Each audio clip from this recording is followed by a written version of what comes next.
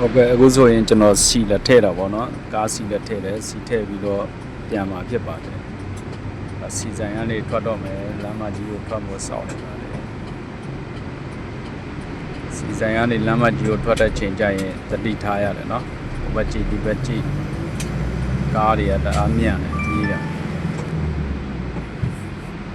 အထွက်လေးတွေတတိထားအဝင်လေးတွေတတိထားကားမောင်းနေဆိုတာ